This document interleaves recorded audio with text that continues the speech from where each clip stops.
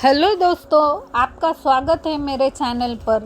आज तक हमें पता था इस दुनिया में 7 चिरंजीवी है, मगर 2020 में 8वां चिरंजीवी दुनिया के सामने आया, जो एक अघोरी है, जो सतयुग से जीवित है और जिसके बारे में अक्षत गुप्ता द्वारा लिखित द हिडन हिंदू पुस्तक में वर्णन किया गया है, जो खुद को चाणक्य और विदुर बताता है। यह पुस्तक काफ़ी मिस्टीरियस भरी और एडवेंचर भरी है। तो चलो मेरे साथ इस कहानी का सफ़र शुरू करते हैं, पर उससे पहले मेरे चैनल को लाइक और सब्सक्राइब ज़रूर कर दें। Hidden Hindu part first chapter 13 गुप्त परिवर्तन। उधर द्वीप के जंगल में आदमी बेसब्री से अपनी डिजिटल घड़ी देख रहा था। उसे पता था कि वह समय नहीं गंवा सकता। योजना को तुरंत ही लागू करना होगा। मुझे अंतिम बार उसे फ़ोन करना होगा। उसने अपनी जेब से सेलफोन बाहर निकालते हुए सोचा। सुविधा केंद्र के अंदर अकेले धावा बोलने से पहले वह जानना चाहता था कि उसका साथी कहाँ है। उसके साथी ने फ़ोन नहीं उठाया। उसने अनुमान लगाया कि वह लक्ष्य के पास ही होगा। उसके बाद उसने एक वॉइस मैसेज छोड़ने का निश्चय किया, जो था, मैं योजना अनुसार सुविधा केंद्र के अंदर जा रहा हूँ, तुम भी योजना के अनुसार ही चलना। उसने फिर अपने आप को भारी शस्त्रों के साथ अंदर जाने के लिए तैयार किया। उसका चेहरा अभी भी एक आधुनिक काले मुखौटे के पीछे छिपा हुआ था। उसने सुविधा केंद्र के मुख्य दरवाजे के ऊपर से छलांग लगाई और चारों तरफ कैमरों की जांच करते हुए उसने एक स्थान पर कैमरा देखा। रास्ता साफ देखते ही उसने तीर चला दिया। वह सीधा कैमरे के बीचों बीच लगा और उसे नष्ट कर दिया। फिर वह अपने ऑटोमेटिक धनुष बाण के साथ इमारत के अंदर चुपके से घुस गया। उसकी आंखें एक शीशे से ढकी हुई थी, जो एक चक्र से उसके माथे पर बंधा हुआ था। उसे शीशे पर अंदर उपस्थित आदमियों की तस्वीर, इमारत का 3D दृश्य, सभी कमरों व गलियारों सहित दिख रहे थे, जो उसे उस कक्ष की ओर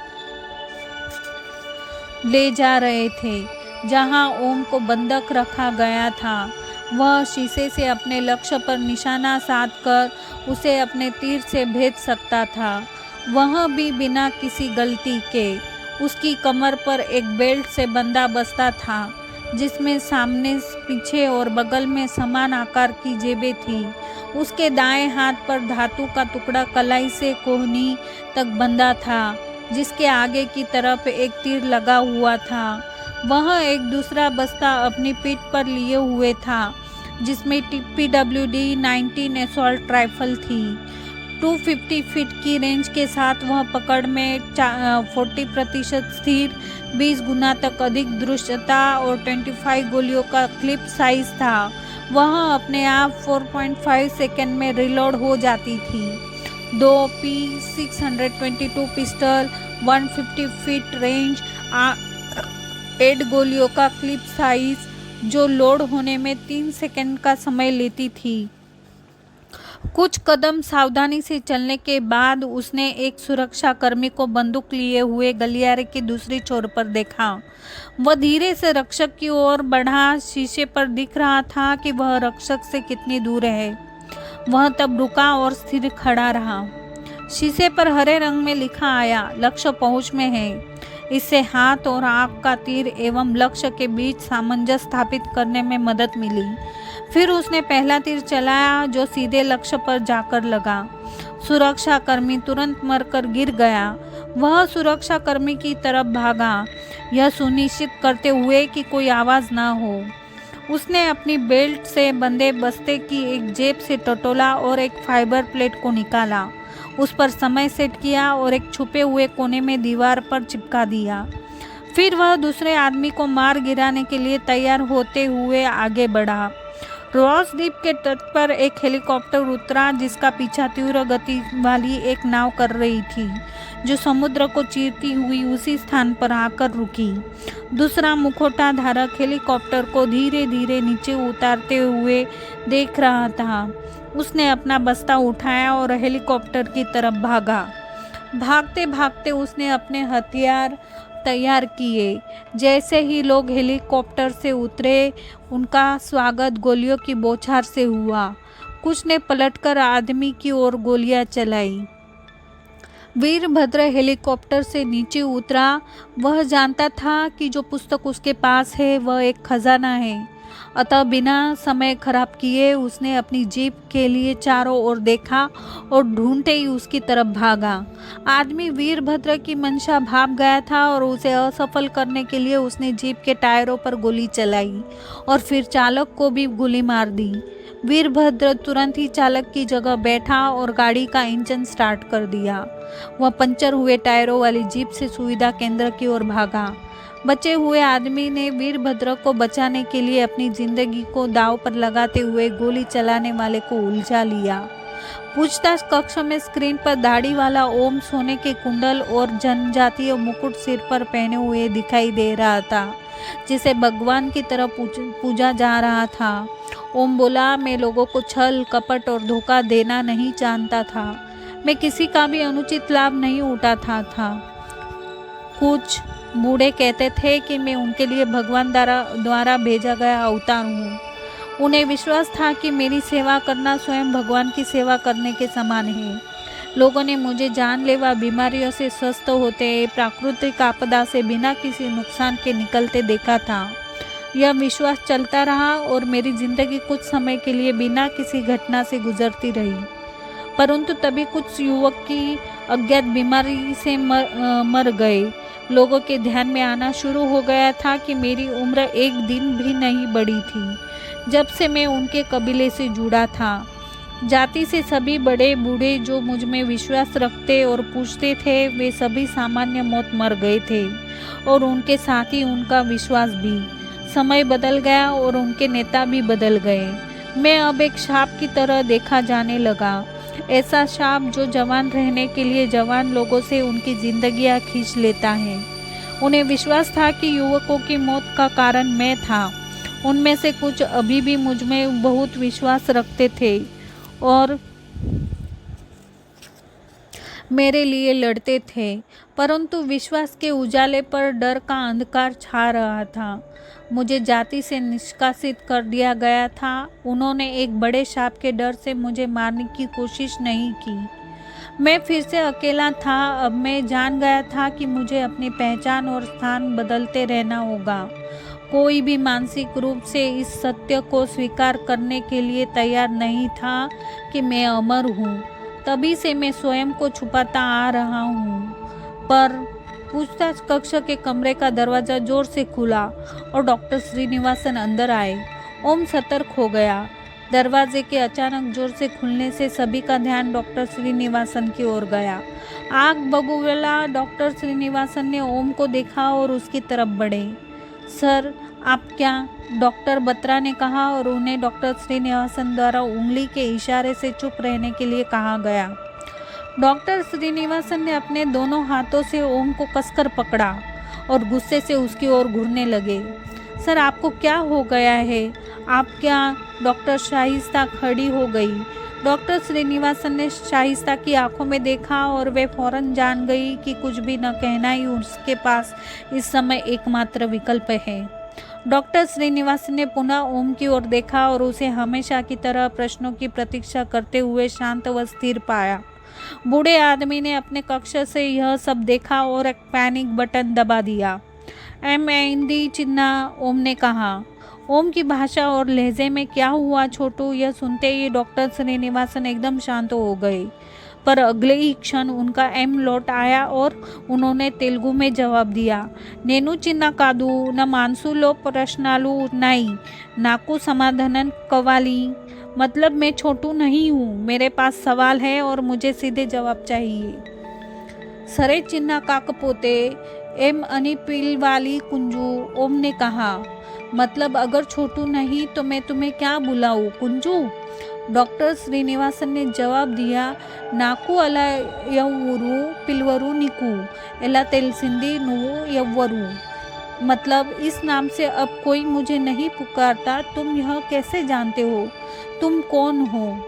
ओम ने अपनी आंखें बंद कर ली और स्क्रीन पर फिर से ऑन हो गई।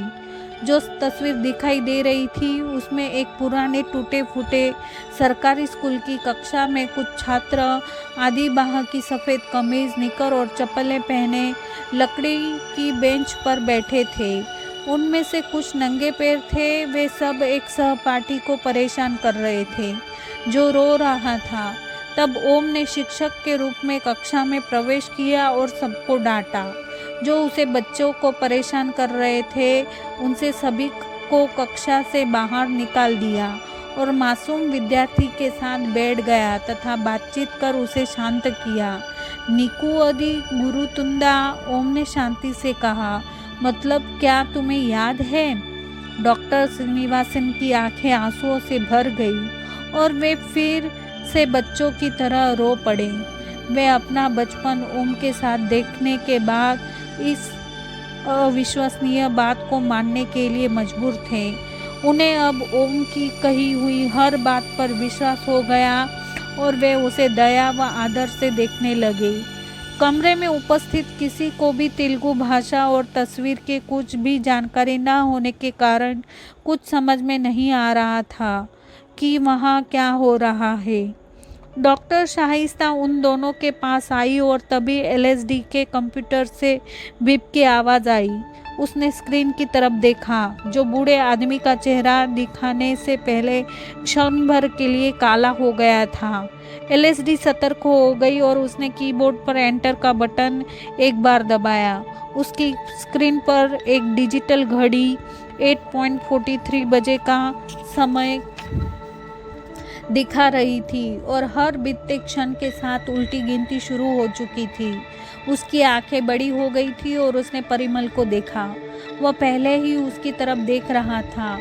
उसे भी वही बीप, वही चेहरा और वही समय मिला। परिमल ने अभिलाष की बेंच की तरफ कुछ कदम बढ़ाए और उसके कंधे पर हाथ रखा। अचानक ही हंसमुख और बेपरवाह हैकर एक परिपक्व व समझदार व्यक्ति में बदल गई।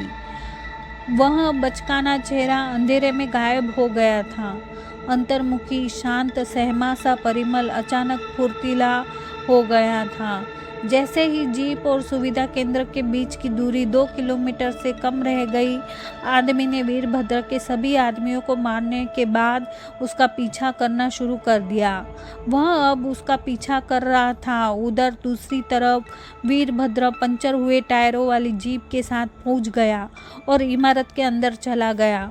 उसका पूरा शरीर खून के निशानों से भरा हुआ था, यहाँ तक कि उसका चेहरा भी पूरी तरह खून से लथपथ था। वह बुरी तरह हाँफते हुए सुविधा केंद्र के अंदर घुसा और उसने डॉक्टर श्रीनिवासन को फ़ोन किया। सशस्त्र सुरक्षा कर्मियों ने उसकी सुरक्षा के लिए उसे चारों तरफ से घेर लिया और वे बहुत सतर्क हो गए। पूछताछ कक्ष में डॉक्टर श्रीनिवासन ने ओम से पूछा, पुस्तक में क्या है? ओम इस विश्वास के साथ मुस्कुराया कि पुस्तक उस स्थान पर सुरक्षित है जहां उसने स्वयं उन्हें छुपाया था। वह इस बात से अनभिज्ञ था कि उसकी तरह पुस्तकें भी रोजद्वीप पर ही थी। वे पुस्तक संसार के सबसे बड़े रहस्य जिसे मृत्यु कहते हैं उसका उत्तर है। उनमें वह है जिसे मनुष्य आज तक खोज नहीं पाया। उनमें अमरता को पाने की कुंजी है। उनमें मेरे जैसे और मनुष्यों को बनाने की प्रक्रिया वर्णित है। समय प्रत्येक जिंदगी के हर एक क्षण का हिसाब रखता है, इसलिए तुम्हारी हर दिन आयु बढ़ती है। पुस्तकों में सर्वशक्तिमान समय की दृष्टि से तुम्हें छिपाने की क्षमता है। कल्पना करो, समय के लिए तुम्हारा अस्तित्व नहीं है। तुम्हारे लिए मृत्यु एक भ्रम है। हर कोई जो पुस्तक के माध्यम से गुजरता है वह सदैव जीवित रहेगा। कोई भी अभी तक इस अचानक हुए हृदय परिवर्तन के पीछे का कारण नहीं समझ पाया था। जैसे ही वे ओम की बातों को समझने का प्रयास कर रहे थे, डॉक्टर श्रीनिवासन का फ़ोन बजा। वह वीरभद्र का था। उन्होंने फ़ोन उठाया। सर मेरे पास पुस्तक है, मैं अब सुविधा केंद्र में प्रवेश कर रहा हूँ। किसी ने हमारा द्वीप तक पीछा किया है। सर आप कहाँ हैं? वह भागने के कारण बुरी तरह हाँफते हुए बोला। वीरभद्र की चीखती सी आवाज़ फोन से आ रही थी, जिसके कारण उसके द्वारा कहे गए हर एक शब्द को ओम ने सुना। ओम को सदमा सा लगा जो उसके चेहरे पर स्पष्ट दिखाई दे रहा था। पहली बार खुद को उसने ठगा हुआ महसूस किया। उसकी अपने पुराने शिष्य के प्रति भावनाएं अचानक समाप्त हो गई। उसने डॉक्टर श्रीनिवासन की ओर रूखेपन से देखा। जब उन्होंने वीरभद्र को पूछताछ कक्ष की ओर बढ़ने और बाहर रुककर प्रतीक्षा करने का आदेश दिया, जब तक वह स्वयं आकर उससे पुस्तक न ले ले। उन्होंने फ़ोन काट दिया। उसकी आंखें अपराध भाव से भरी थी और चेहरा क्षमा याचना का प्रतीक था। उन्होंने उसी भाव से कहा, मुझसे गलती हुई है, पर मुझे इसका पता नहीं था, इसलिए मैं अब इसे सुधारूंगा। मेरे जाने से पहले कृपया जान लीजिए कि मैं इस टीम का नेतृत्व नहीं कर रहा था, कोई और कर रहा था, और आज से पहले मैं नहीं जानता था कि मैं गलत लोगों की ओर से खड़ा हूँ। ये सब मासूम है, ये बच्चे, इन्हें कुछ नहीं पता। ओम ने निराश होकर आंखें बंद कर ली और बोला, यह तुमने क्या किया? तुम किसके लिए कार्य कर रहे हो?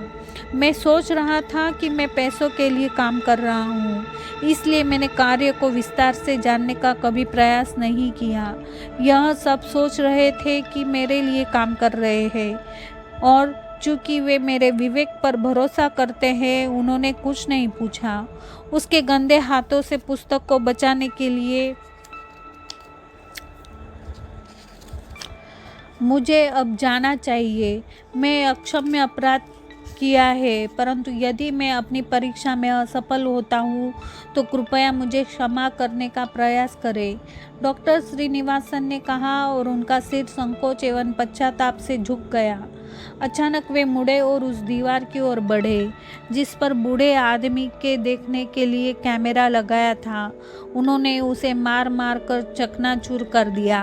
बूढ़े आदमी ने डॉक्टर श्रीनिवासन को कैमरे पर प्रहार करते देखा और फिर स्क्रीन काला हो गया।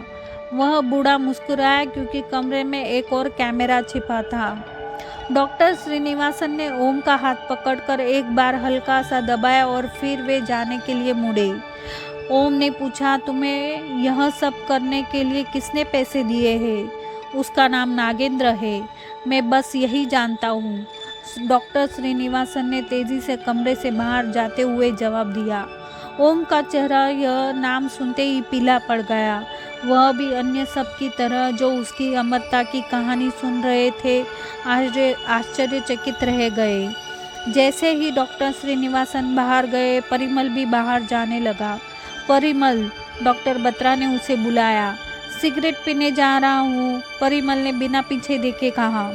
डॉक्टर बत्रा और डॉक्टर शाहिस्ता ने एक दूसरे को आश्चर्य से देखा, क्योंकि इस बार परिमल हकलाया नहीं, जबकि एलएसडी अपने कंप्यूटर पर बटन दबाने में लगी रही।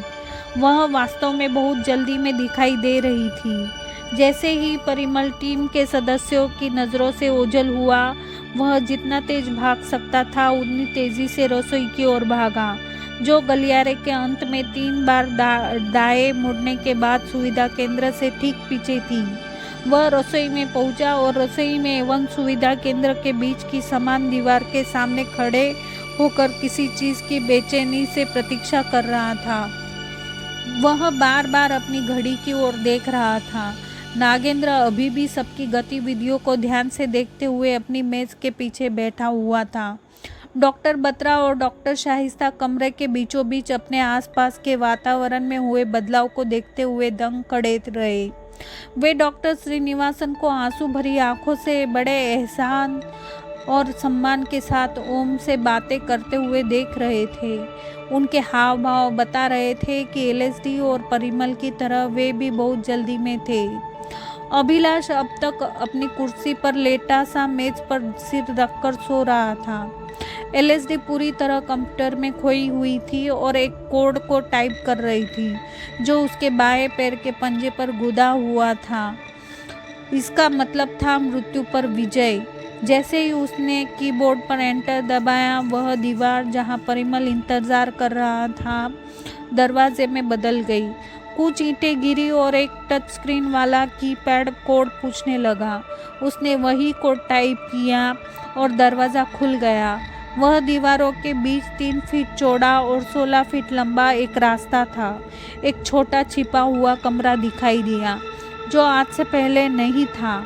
एक कमरा जो मारने में प्रयुक्त होने वाले सभी प्रकार के हथियारों, बुलेट प्रूफ कवच और सूटों से भरा था। रास्ते में सफ़ेद प्रकाश था और सभी हथियार दीवारों पर लगे थे। पहले दरवाजे के ठीक सामने एक दूसरा दरवाज़ा था। यह दरवाज़ा पीछे पूछताछ कक्ष में खुलता था। परिमल ने बिना समय गंवाए चीज़ें उठानी शुरू कर दी। एलएसडी क्षण भर को अकेली होने के लिए लगातार सब पर नज़र रखे हुए थी। अब उसे वह क्षण मिल गया। वह पूछताछ कक्ष के किनारे में बने प्रसाधन कक्ष की ओर भागी। आधुनिक मुखौटा लगाए पुरुष ने बड़ी नृशंसता से गलियारे में बिना किसी शोर के सुरक्षा कर्मियों को मार दिया था। तभी उसके साथी ने सुविधा केंद्र में घुसकर यूनिफॉर्म दिखने वाले सभी लोगों को धड़ाधड़ मार गिराया। सुविधा केंद्र में गोलियों की आवाज़ें गूंज उठी जिसने सभी को बहरासा कर दिया। सभी सुरक्षा कर्मी प्रवेश द्वार की तरफ भागे जिससे पहले साथी का रास्ता साफ हो गया और उसके पूछताछ कक्ष तक पहुंचने का बहुत समय बच गया। ओम ने भी डॉक्टर शाइस्ता और डॉक्टर बत्रा के साथ गोलियों की आवाज़ सुनी। वह एकदम हरकत में आ गया और उसने उसे मुक्त करने की प्रार्थना की। अभिलाष ने अभी कोई प्रतिक्रिया नहीं की और सोता रहा। डॉक्टर बत्रा उसके पास गए और डॉक्टर शाइस्ता अपने दिमाग में सही व गलत के द्वंद्व में फंसी ओम के पास गई। डॉक्टर बत्रा ने अभिलाष को जगाने के लिए झिझोड़ा पर वह वहाँ वैसे ही लेटा रहा। डॉक्टर बत्रा ने उसकी नब्ज जांची और उसे मरा हुआ पाया। डॉक्टर शाइस्ता घबरा गई और ओम को खोलने लगी। परिमल ने अभिलाष को उसी क्षण मार दिया था जब उसने बूढ़े आदमी का चेहरा कंप्यूटर पर देखा था। कब और कैसे, इस प्रश्न का पूछताछ कक्ष में किसी के भी पास कोई जवाब नहीं था। डॉक्टर श्रीनिवासन कक्ष के गलियारे में पहुंचे और वीरभद्र को उन्हें पुस्तक देने के लिए कहा। वीरभद्र ने स्थिति की गंभीरता को न समझते हुए पुस्तक उन्हें दे दी। डॉक्टर श्रीनिवासन ने पुस्तक को कसकर अपनी छाती से लगाया और वापस पूछताछ कक्ष की ओर बढ़े। बूढ़े आदमी ने यह सब देखा। उसने एक ईयरपीस उठाया और एक बटन दबाया। वह अपनी भारी आवाज़ में फुसफुसाया, लीड्स। एलएसडी ने प्रसाधन कक्ष में उसी प्रकार के ईयरपीस से ध्यान से सुना और जवाब दिया, हाँ सर। वह एक नल के ऊपर चढ़ी और प्रसाधन कक्ष की मचान पर रखे पहुँचे से बाहर और न दिखाई देने वाले एक बैग को खींचा। रास्ते से अंदर गया परिमल और जो उससे बाहर आया, दोनों पूरी तरह से अलग आदमी थे, यद्यपि वे एक ही थे। पूछताछ कक्ष में डॉक्टर बत्रा और डॉक्टर शाइस्ता ओम को मुक्त करने का प्रयास कर रहे थे और एलएसडी बाहर निकली। शाइस्ता और डॉक्टर बत्रा ने उसमें भीषण परिवर्तन देखा। उन्होंने देखा कि 2 P622 150 फीट की रेंज वाली और 8 गोलियों की क्लिप साइज वाली पिस्टल लिए हुए वह उनकी ओर बढ़ रही थी, जो 3 सेकंड में रिलोड हो जाती है। वही पिस्टल जिन्हें अपनी जांघों पर बांधे हुए आधुनिक मुखौटाधारी आदमी पूछताछ कक्ष की ओर बढ़ रहा था। भारी गोला बारूद से लैस आदमी के साथी ने बंदूका से एक ही वार में बहुत से सुरक्षा कर्मियों को एक साथ मारते हुए प्रवेश द्वार को उड़ा दिया। सुरक्षा कर्मियों के लिए उस द्वीप के घने जंगल में आदमी को ढूंढ पाना असंभव था। हर बीते क्षण के साथ सूरज ढलता जा रहा था। सुविधा केंद्र में डॉक्टर श्रीनिवासन पूछताछ कक्ष में घुसे और जैसे ही उन्होंने एलएसडी को देखा, वे तुरंत समझ गए कि सभी सदस्य इतने भोले नहीं थे जितना उन्होंने सोचा था। जब वे कमरे में आए तो बुरी तरह हाँफ रहे थे। उन्होंने यह दिखाने का प्रयास किया जैसे कुछ भी ना हुआ हो, परंतु एलएसडी ने उनका भाग्य निर्धारित कर लिया था। जैसे ही डॉक्टर श्रीनिवासन एलएसडी की आंखों में देखा, वह व्यंग्यात्मक तरीके से मुस्कुराई। एलएसडी ने बड़ी क्रूरता से डॉक्टर श्रीनिवासन के सीने में गोली मारकर उनसे पुस्तक छीन ली। डॉक्टर श्रीनिवासन फर्श पर गिर गए और उनके शरीर से खून बहने लगा। दर्द से छटपटाते हुए उन्होंने प्राण त्याग दिए। डॉक्टर बत्रा और डॉक्टर शाइस्ता डॉक्टर श्रीनिवासन को अपनी अंतिम सांस लेते और एलएसडी के क्रूर व्यवहार को देखते हुए स्तब्ध खड़े रह गए। पछतावा उससे कोसों दूर था। वहाँ बूढ़ा आदमी अपने कक्ष में एलएसडी के हाथों में पुस्तक देखकर मुस्कुरा उठा। एलएसडी ने डॉक्टर बत्रा और डॉक्टर शाइस्ता को निशाने पर लिया और धमकाया, हिलो मत इससे पहले कि तुम्हें यह पता चले कि मुझे दोनों हाथों एक साथ चलाने की आदत है। तुम्हारी जान तुम्हारे बनाने वाले के पास पहुंच जाएगी। ओम, जो अभी तक पूरी तरह से मुक्त नहीं हुआ था, वह यह सब देखता रहा। तुम हमें मारना चाहती हो? तुम हमें सच में गोली मार दोगी? हाँ, डॉक्टर शाइस्ता ने हिम्मत दिखाते हुए कहा। अगर ज़रूरत पड़ी तो एलएसडी ने सपाट उत्तर दिया। फिर तुम किसका इंतज़ार कर रही हो? शाइस्ता ने प्रश्न किया। एलएसडी ने बेशर्मों की तरह मुस्कुराते हुए कहा, अपने आदेश का। और कमरे के एकमात्र द्वार की ओर बढ़ते हुए उसने उसे अंदर से बंद कर दिया। अपने रास्ते में पूछताछ कक्ष के बाहर खड़े 2 सुरक्षा कर्मियों की हत्या अपने मनपसंद एवं शांत तरीके से करने के बाद आदमी ने अपना मुखौटा और ग्लासेस उतार दिए। उसके बाल लंबे व सफ़ेद थे और शरीर सुगठित था। उसने अपने सीने से सुरक्षा कवच उतारा। उसने अपनी दोनों कलाइयों से सोने के बड़े बड़े कड़े पहने हुए थे। उसने अपने बाएं हाथ से धनुष्यबाण उठाया और पूछताछ कक्ष के दरवाजे को जोर से लात मारी। परिमल गोला बारूद लेकर नागेंद्र के कमरे में पहुंचा और फर्श पर उसके घुटनों के पास बैठ गया। नागेंद्र ने उसे सहलाया।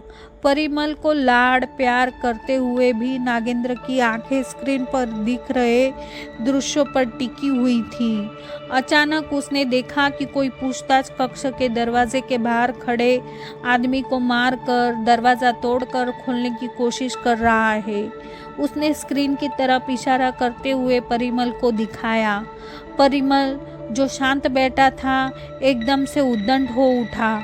वह एक झटके से खड़ा हुआ और ओम शास्त्री एवं एलएसडी के पास जाने लगा।